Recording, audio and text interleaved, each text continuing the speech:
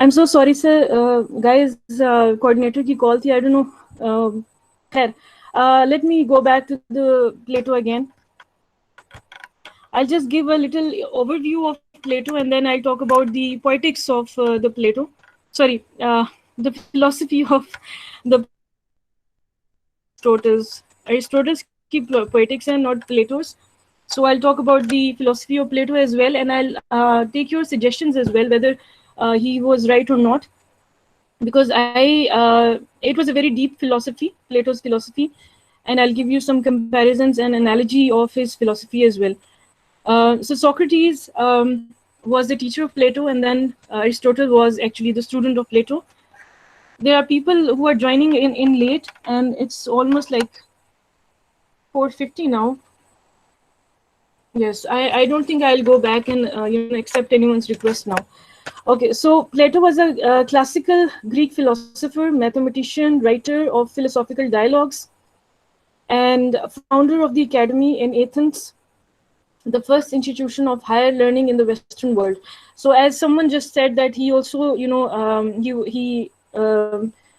was the founder of this academy as well, because when Socrates was executed, he left Athens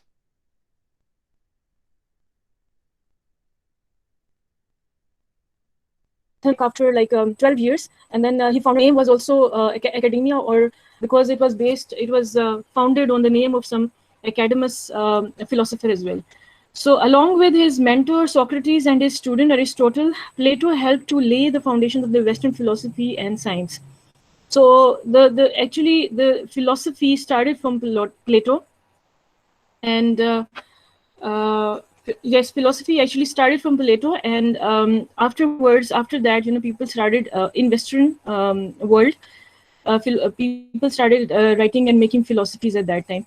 Anyone who is messaging can, tell me what if there is any question, because I won't go back and look at the message in the chat box. If there is anything, please let me know.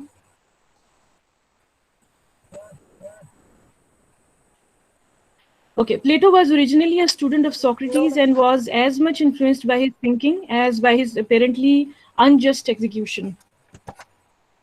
All right, he was actually very much shocked at the execution of Socrates, and he was disgusted. That's why he left Athens.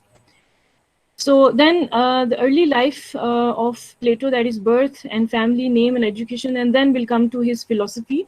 We'll talk about his philosophy afterwards.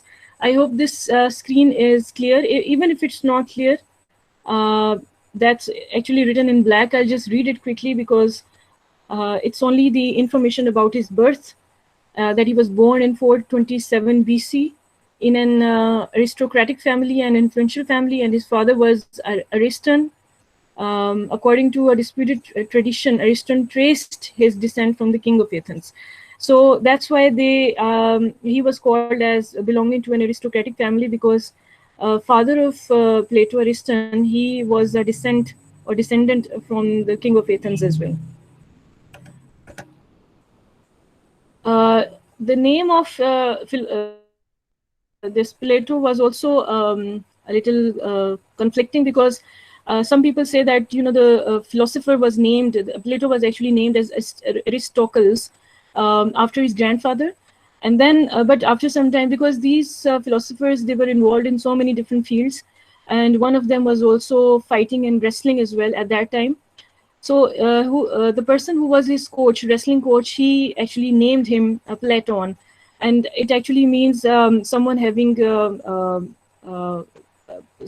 a vast or broad forehead. So the second point is that according to the sources, Plato derived his name from the breadth of his eloquence, or else because he was very wide across the forehead. So because of the breadth of, or the broadness of his forehead, he was called as Plato, but originally his name was Aristocles.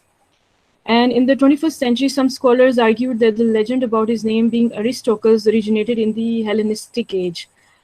I mean, this was found out after in the 21st century. This was actually found out, the name of Plato, the original name of Plato. It was found out after so many years and decades.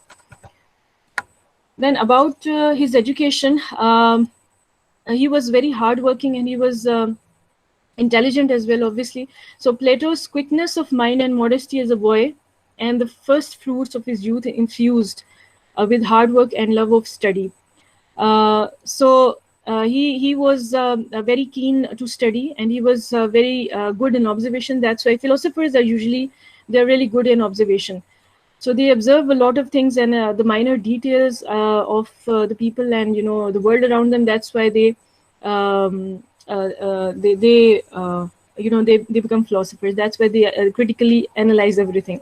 So Plato must have been instructed in grammar, music, and gymnastics. As I've just told you, that the people of that time, they had to fight, they had to participate in the wars as well. So they were like fighters, soldiers, and wrestlers as well. So he must have been, or might have been, instructed in grammar, music, and gymnastics by the most distinguished teachers of his time. And then the rest is actually not so important. We'll come to the philosophy of Plato. Gee, guys, is the screen clear? Yes, ma'am. Yes, ma'am. All right.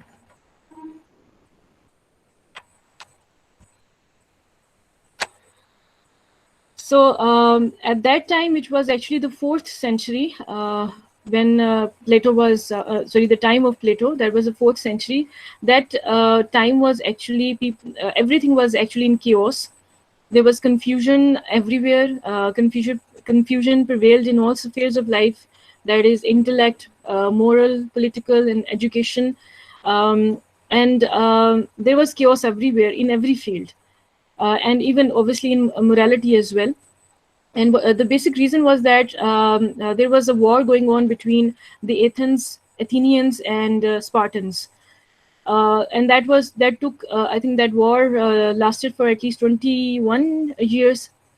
So that was the reason that there was like political instability. There was a chaos everywhere, chaos and destruction in every part of life, and in every field as well. Women were regarded inferior human beings. Sorry, slavery was widespread.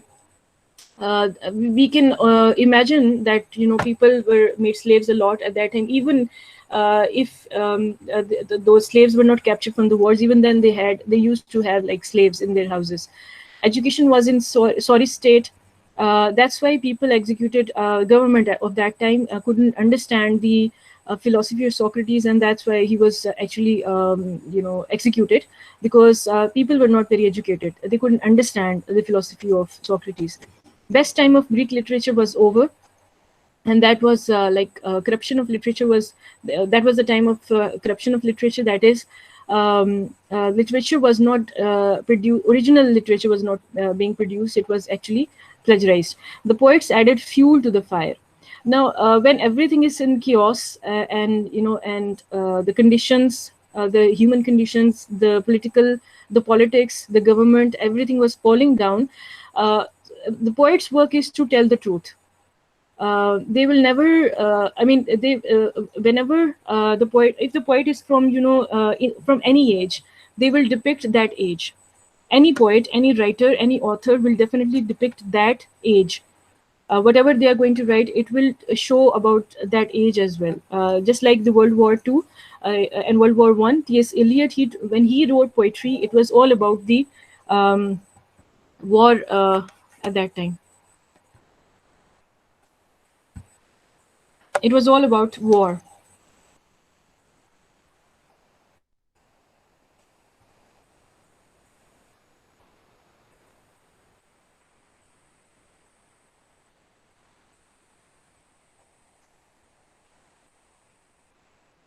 All right. So, best time, okay, and the poets were adding fuel to it because they were actually depicting the original condition that the country was in, whether it was politics, literature, or any other field. Then Athens were actually, they were having war with the Spartans. Athenians were having war with Spartans, and this was called as Peloponnesian War. And which lasted for 27 years, not 21 years, but 27 years. And the result of the war was Sparta, or Spartans, they defeated Athens, the end of Athenian maritime empire. So this happened at the end of the war. When the war was finished, they were already having a lot of conflicts between one another, but Helen of Troy, that actually instigated the wars more, and the wars lasted for 27 years. And Plato was actually philosopher, thinker, and critic. We already have studied that he lived for 24 years during this war, Peloponnesian War, a conflict that affected many areas of his thought. Because of that war, there was a lot of destruction around everywhere, and even the government and politics was not working properly, and then literature was being affected. The people of that time, they were really affected. Their minds, their thought was affected, and this actually led Plato to talk about poetry in a different way, which most of the people coming after him, they didn't actually agree with him. But it was not all his fault. I think it was the age he was living in, and because the world was facing wars, so people of that time, they were more realistic. They wanted to be more realistic as compared to the as rather than being poetic, and rather than imagining something which was not reality, because they were in war for 24 years, so that really affects the minds of the people as well. And then Plato actually introduced Socrates in his work.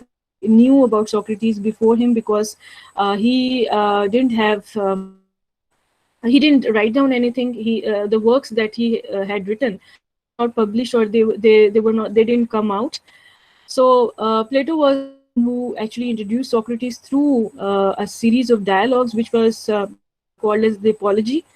And this is a dialogue between Socrates and some other character, maybe Plato. Socrates is the main or the principal speaker in these dialogues, and someone is actually asking questions about what Plato also believes in, and then Socrates is actually giving answers to them. It's a question and answer system, which is in the form of dialogues as well. Socrates taught by asking questions, a technique known as Socratic method or Socratic dialogue. So this method is which is still used by the teachers of the present time as well. That whenever before starting any class, the teacher or anyone, they ask questions. Even in the presentations, even in the workshops or conferences, any speaker would definitely ask one or two question before beginning with the main theme or the lecture.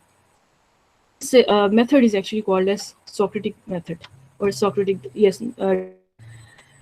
And Socrates wanted people to question their beliefs and look for knowledge. Now, this is not a very, it's not a bad thing to do.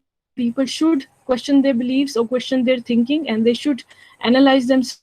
There should be self analysis as well, and they should always keep on searching for knowledge.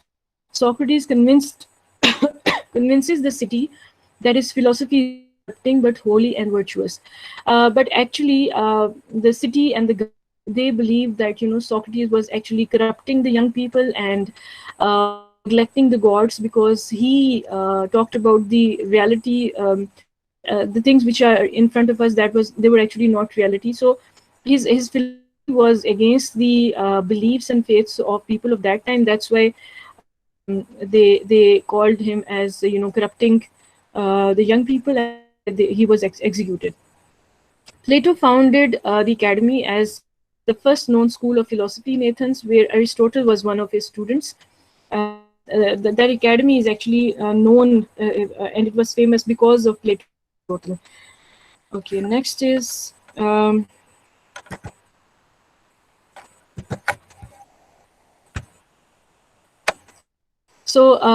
Plato's the most important work, in which these dialogues are actually written. ये जो dialogues अभी मैंने बात की है, these dialogues are actually written in the Republic, book of Plato, written by Plato, and which features the allegory of the cave.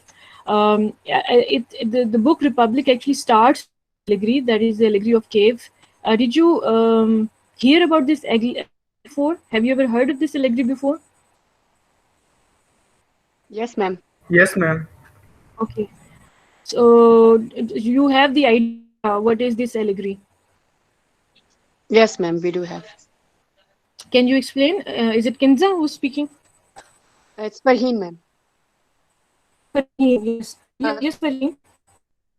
Ma'am, it explains that however your perspective or your angle is restricted, you will view the world in that same manner.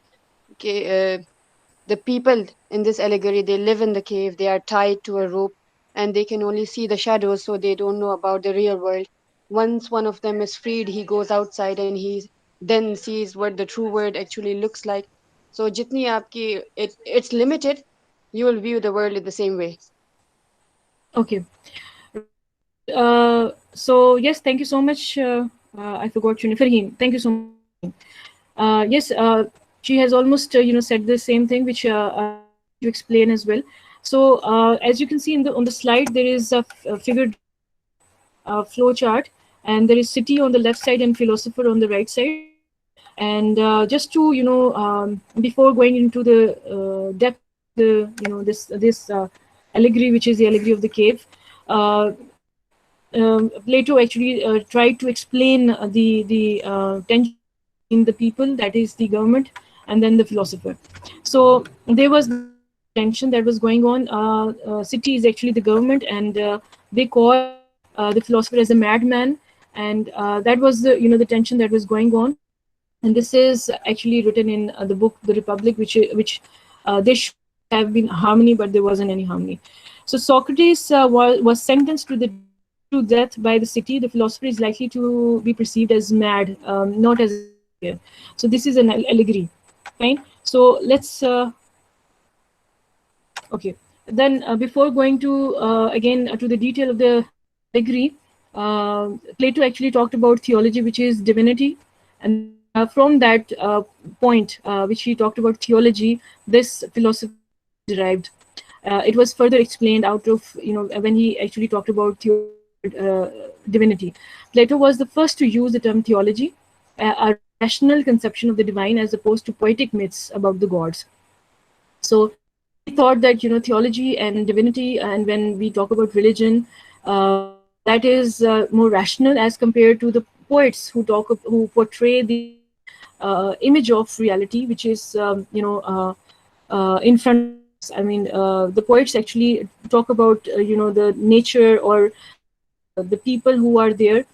So they are actually copying what is in front of us, the physical things. But when we talk about the gods and theology, and because they also believed in lots of gods, the Greeks, and even in the present time, there are many religions that believe in God, one God. So when we think about that, we get an idea in our mind about the divinity, about God, about theology. And according to him, that was the reality. Ideas, having ideas, are actually the that was actually called as forms by Plato, and that is going to be further explained in his points in his philosophy. Let's discuss it.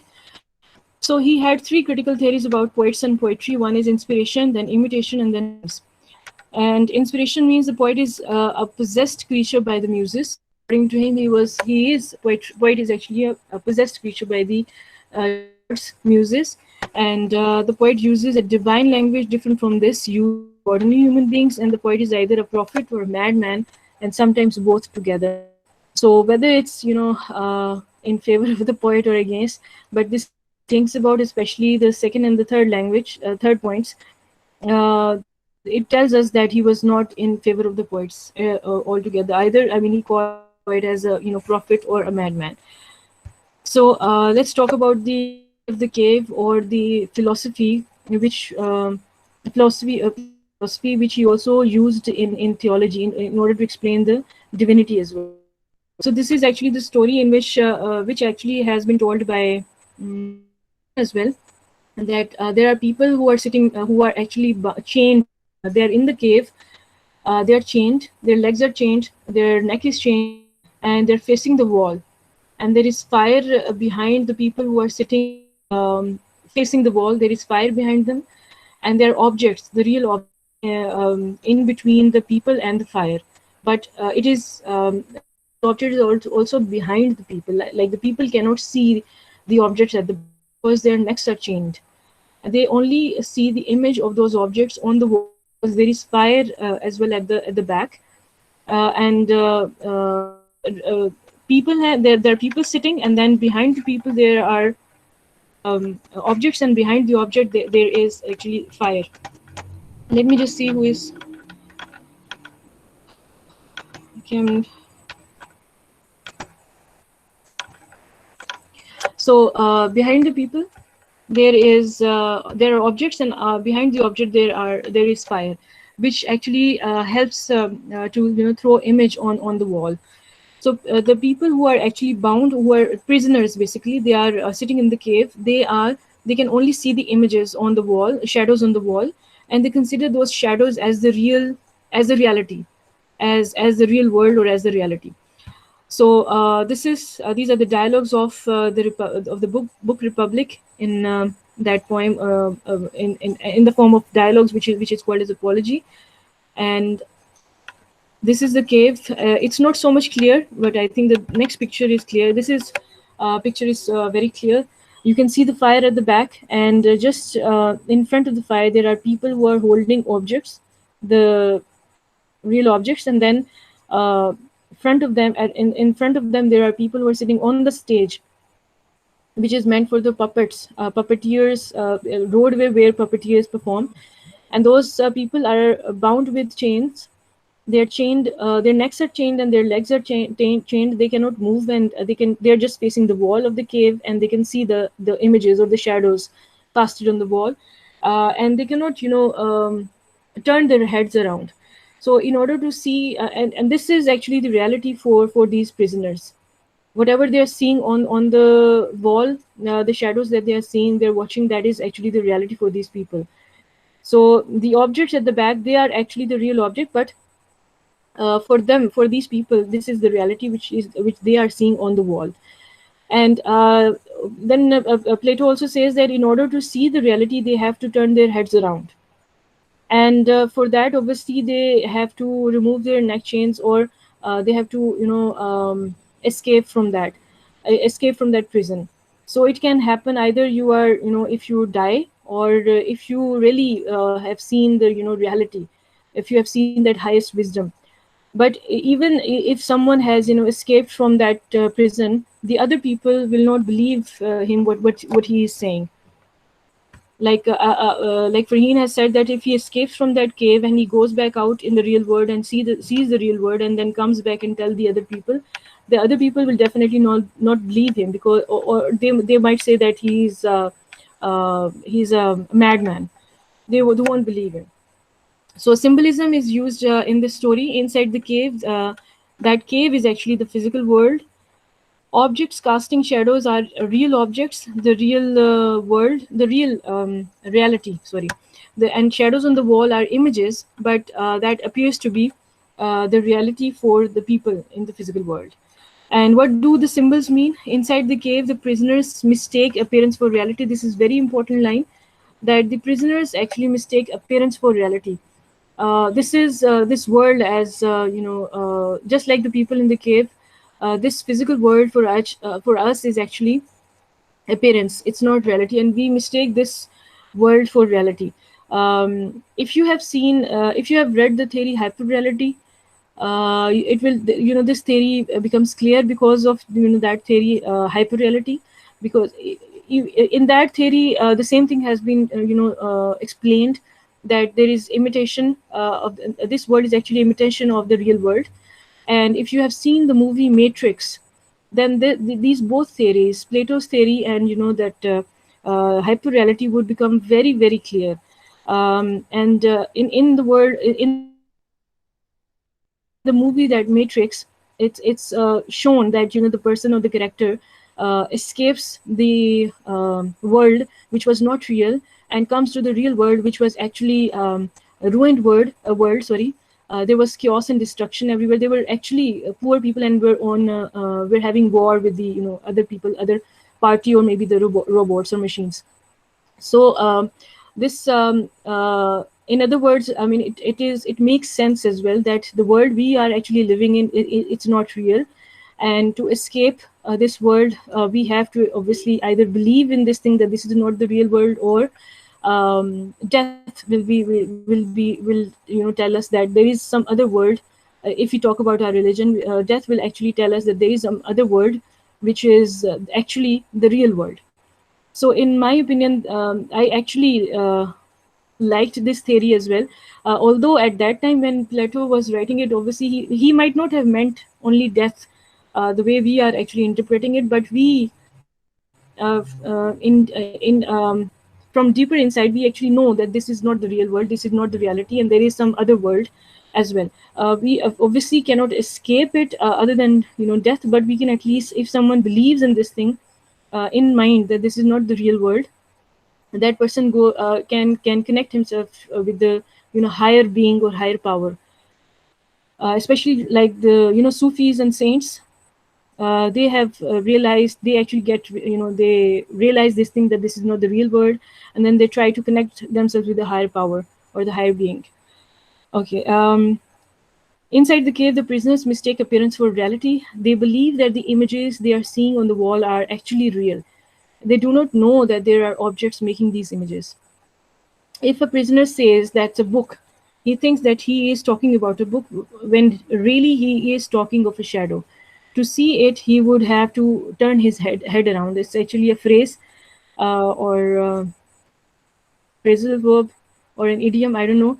I'm really bad in this thing. So yes, he has to turn his head around. It means that he has to think deeper, and he has to think deeper that whether this book is the real book or is just the shadow of the real book. Because according to Plato, whatever you think in your mind, when you have ideas, those ideas are actually real. But when you give physical shapes to those ideas, then they are actually not real. They become imitation of the real, of the original. Plato's point is that Plato asks us to imagine that men believe the shadows are real. So he wants us to imagine and to think. And then next is he says, suppose now that one of the men escaped and got out of the cave. This is what I was actually telling you, that and saw what real people looked like, and real trees and grass. If he went back to the cave and told the other men what he had seen, would they believe him or would they think he was crazy? So this is what happens in our real world as well, real life as well, that any person who wants to bring change to the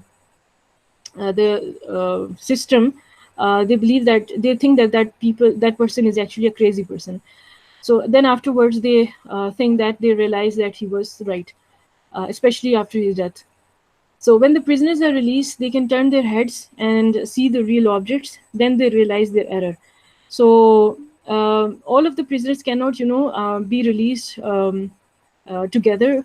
That I mean, and this sentence is very much clear that that the what Plato was thinking about, that either they realize that there is some other world which is the real world, or they are dead, they die, and then they, when they turn around their heads and see that the old world that they have left, that was actually not the real world, and that was an error. Plato's theory of images. So images are like what appears, that is our world or physical world. And if it's an image, if our world is an image, then that image is also art. And if for example our physical world is actually an image of the real world, then that image must have been created by someone. So anything that anyone who creates an image, that image becomes actually art. And then so that's why he has called this art. And forms is something what is, that is the ideal world or the reality. What are the shadows? Then what we see in the world around us, what appears in art, that is what appears in art, fine, that is the images, which images of this world, of the real world that we see around us, these are all images. So this is actually what is art. So that's why his philosophy is connected to so many fields, but it's mostly connected to literature and poetry, because he talks about poetry and arts. And then the his goal was, what was the philosopher's goal? That his goal was to help us understand the real world better by finding ways to predict it even without being able to see it. I think everybody, not at that time, but now everybody knows that this is not the, I mean, they believe in this thing that there is another world other than this world. But we are not always thinking about that world, and we are not, we don't have that deeper thinking like the way Plato wanted us to believe in that. But the philosophy was philosophy is his philosophy is actually really good. I liked the way he interprets the reality, and the since what we thought was real is only appearance, therefore we should think of the ideal, that is the forms, which is the new real, a standard form of imitation. Now, this sentence, if you just go and see the movie Matrix after this, you would hear Morpheus saying some dialogues, and he actually says this thing. This is the new real.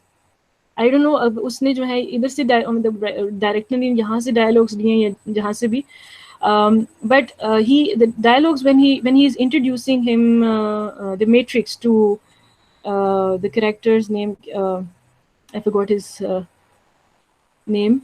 When he was introducing the dialogues that he speaks, they are really taken from the theory of hyperreality, or this theory of this Plato's philosophy. So he uses the words, this is the new real, right? Are you guys with me? Are you listening? Yes. Yes, ma'am. Yes, ma'am. Okay. Yes, ma'am. Yes, ma'am. Right. Yes, So ma'am. forms. Okay. So forms is what is, and or what ought to be. That is the ideal world. But it doesn't mean that there are two worlds. Fine. It doesn't mean that because the one is ideal world and one is the not the real world. But it doesn't mean that there are two worlds. From Plato, we get the theory of forms, according to which the world we know through the senses, that is the five senses, is only an imitation of the pure, eternal, and unchanging world of the forms. Fine, there is a shape, or the the shape of the things. They are actually unchanging. They cannot be changed. So, for example, the word beauty. If you think about the beauty, that is an example, a very good example of forms or ideals. Or sunshine, right? That is unchanging. It cannot change. The shape of the beauty cannot change. The shape of the sunshine, the word sunshine, that cannot change. But that is like the idea of beauty, right? Not the physical thing. So, but when we talk about the beauty of a flower, that is not the form. That is a copy, or that is an imitation. The beauty of a flower is an imperfect imitation of the beauty itself. Right? So the word beauty, which is the idea, that is actually the real form or the ideals. So anything that is everlasting and cannot change its shape, that is actually forms. And that is usually the ideas that we have, that is what is forms, which Plato calls.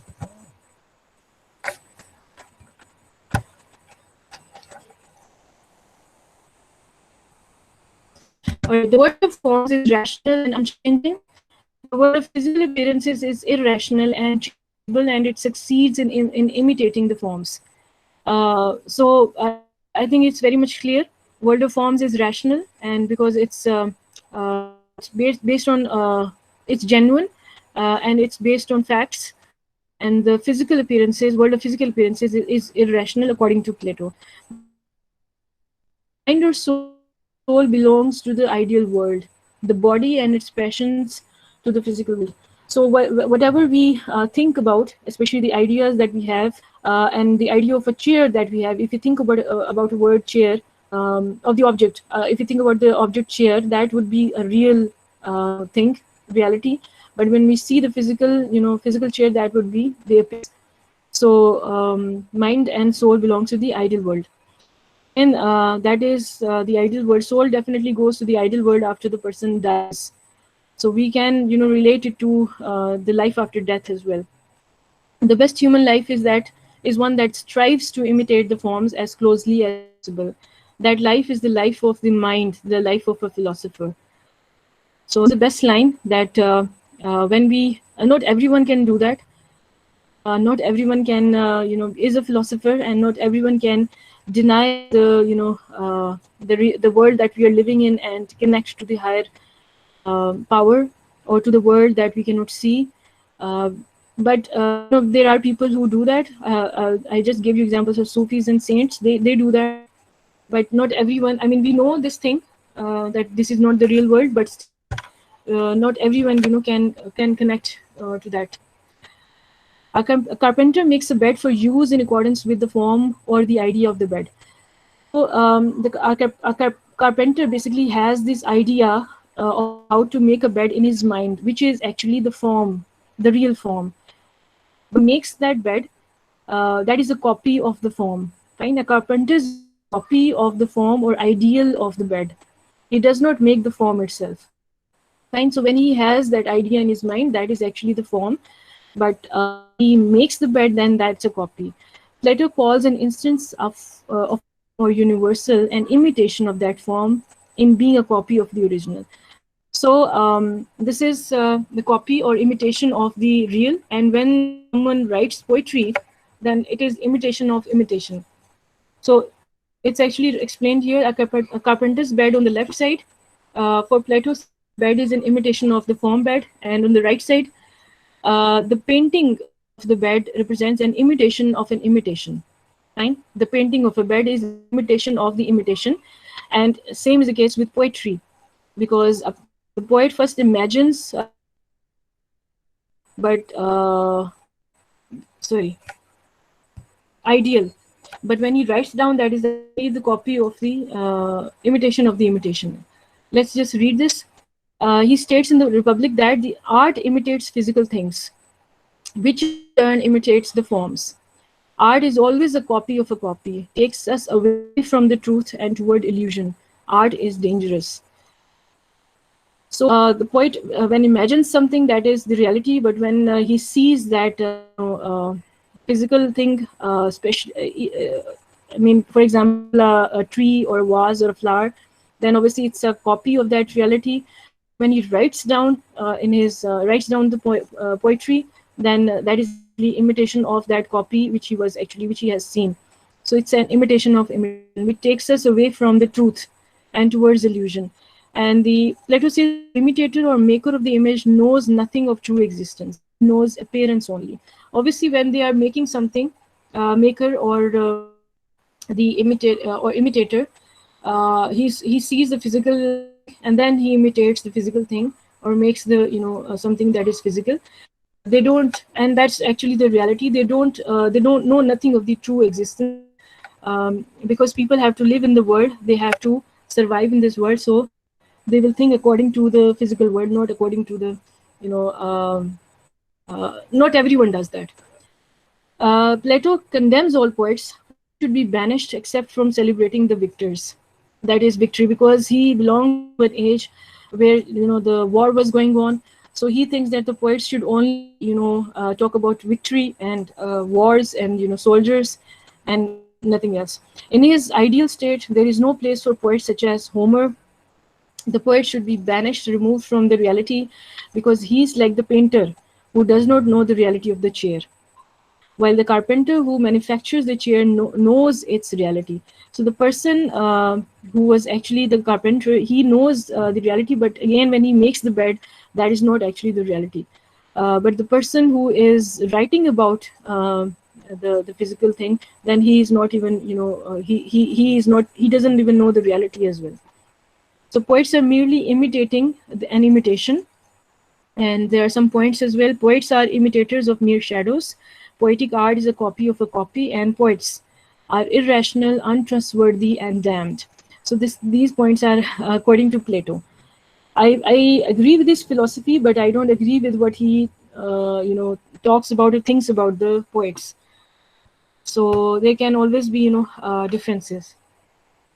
So coming to the almost last slide, Plato is the first critic who originates the idea of imitation in literary criticism, because after Plato, Aristotle also talks about imitation when he gives the definition of tragedy. So Plato was the first one who talked about imitation. For him, art is useless and potentially dangerous. And so the chief reasons for objecting poets were art was useless and art was potentially dangerous. Why useless? Because it serves no useful purpose in society, and as an imitation of nature, it added no knowledge or intellectual value. So since he thinks that it's just an imitation of nature, poetry, so there is no intellectual value, and he was more of, the intellectual person. And then it serves no purpose, useful purpose in society. If we talk about the people of today's world, they in this world, we think that poetry really benefited the society, and it actually, especially in Iqbal's poetry and Faz's poetry, it gave knowledge, and it motivated people to speak up, especially at the time of Iqbal. Their poetry really worked very, it really worked to give awareness to the people or the Muslims of that time.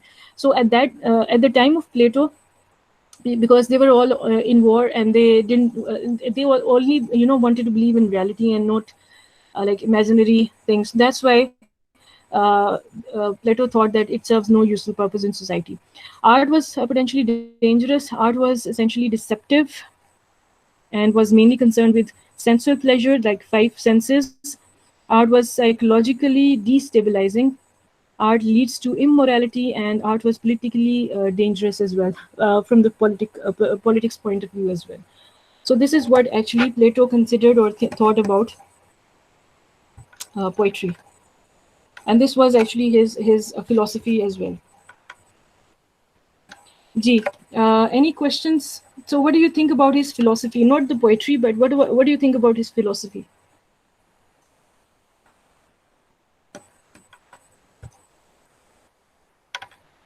G, any sorry.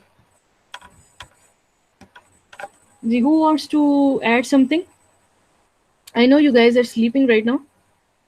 No, no, ma'am, There we were are some not people who were sleeping. No, actually ma'am. right. No, ma'am. G has. There are only three people who are speaking from the start. And do you want to say about something about his philosophy?